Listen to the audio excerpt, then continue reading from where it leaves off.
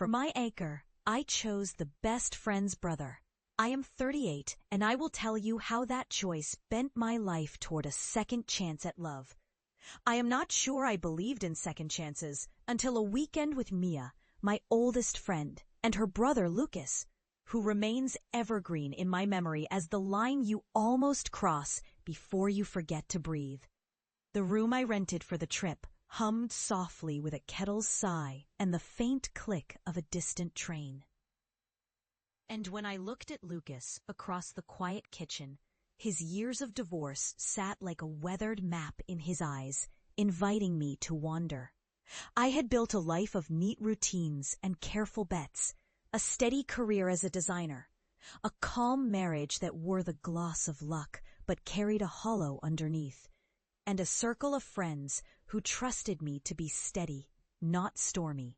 The weekend began with laughter and old inside jokes, with Mia's kitchen light tilting like a small, forgiving sun, with the scent of coffee and vanilla and rain on the window pane. I carried a small suitcase of resolve and fear, and it felt oddly heavy, as if I were weighing my own future on the scale of a single, unspoken choice. The hook comes early, and it lands with the soft thud of a truth I tried to ignore. Lucas arrived fresh from the breakup that followed his own storm of a year, a man who wore his sorrow like a suit that no longer fit. He spoke of mornings when the house was still and the chairs remembered every footstep, of business deals that paid well but left him hollow, of the ache that comes when you realize you have given more than you could spare to a life that no longer asked for it. We talked on the edge of a fireplace that never really warmed us, about the years I spent chasing a dream with my husband and feeling the dream fade behind him, about the way our friendship with Mia felt less like shelter and more like a map of places I could not go while holding his hand.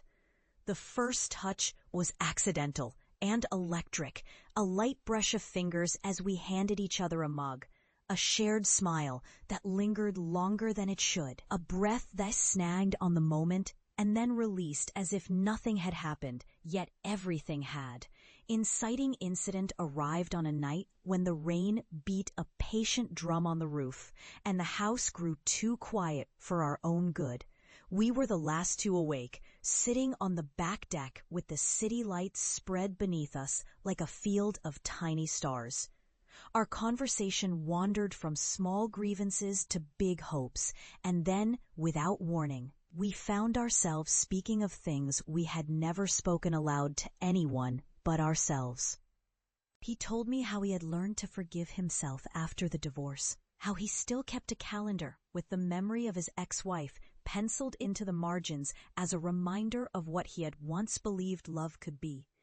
I admitted that I longed for a tenderness I could trust, a feeling that did not shrink in the glare of judgment or the harsh light of a late wafted morning. The moment his gaze locked with mine, the air shifted. A spark traveled between us as if the room itself held its breath. Then came the pause that felt like a door yawning open. We spoke very softly, and the words we did not say crowded the space between us until it pressed against my ribs, making me ache with a longing I did not know I carried. It was in that breath, in that nearly silent confession, that I understood the weekend would change more than the plans we had laid.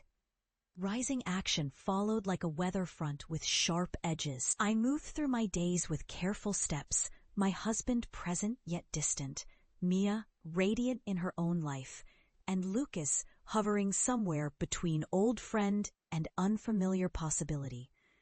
The tension was a constant drumbeat in my ears, a metallic taste in the back of my tongue after every laugh, a hollow echo beneath my footsteps when I walked through our empty house to check if the kettle would sing again. I found myself watching his hands, noting the way they moved when he explained a project or told a story of his children, realizing how much I wanted to feel seen by him, to feel the gravity of a gaze that did not shrink at the sight of my flaws. Jealousy burned when I overheard him confiding in a mutual friend about his own fear of repeating old mistakes, about longing for a silence that would keep him safe while still letting him breathe. Anxiety turned my thoughts toward a risky path, and I found solace in small rituals: the scent of citrus soap on my hands after I washed away the day, the sound of rain on the metal roof, a shared glance that stretched too long, a smile that felt like an invitation and a warning at once. The idea of a new forbidden connection rose like steam from a kettle, soft, tempting, and dangerous. Then there was the unexpected ally who drifted into the scene: Kai, a tenant who rented the basement apartment in the old house Mia and I had shared since college. He was younger, a musician with a pale scar along his jaw that spoke of rough nights and his own heartbreaks, and he saw through the gloss I wore every day. He offered me listening ears, simple coffee, and a space to breathe where no one would chart my path for me. He did not judge the longing he detected in me. Instead, he reminded me that pain could be carried with grace and not with panic. As I spoke to him, I found room to imagine a life where choices were not forced by fear, where a second chance did not come wrapped in danger, but in a quiet, honest conversation with the person who carried the same ache I did. If this confession has you holding your breath, hit like and share, because you will not believe what happens next. The moment came when the storm eased, and Lucas and I stood side by side in the damp kitchen light. The air hopeful and dangerous at once. He admitted that he had tried to protect me by staying away, that he had learned the hard way how fragile a life built on secrecy could be. I admitted that I had not loved with the full courage I carried, that I had let fear chain me to a safe path, instead of stepping into the risk that might finally heal the ache inside me. We spoke of boundaries, of consequences, of our obligations to Mia and to the people who loved us, and we listened to our own hearts whispering that the map could bend, that a new route might open. The night closed with a kiss that tasted of rain and forgiveness, not conquest. A kiss that did not pretend to erase a past, but promised a future where honesty could be the soil from which something true could grow. The next days were slow and careful, the way a first rain after a drought feels, tentative, clean, and full of the soft glow of new possibilities. I returned to the city with a lighter step because I had learned to hold a truth that had once scared me into silence. I learned to tell a story not just for rescue, but for return, to let love come back through the door it had opened in my heart, rather than wait for it to knock again. The second chance I sought was not found in a single grand gesture, but in the quiet willingness to walk toward a danger worth facing, to kneel in the doorway of a life I had nearly abandoned, to listen to the steady rhythm of my own longing, and to choose again and again the path that felt true.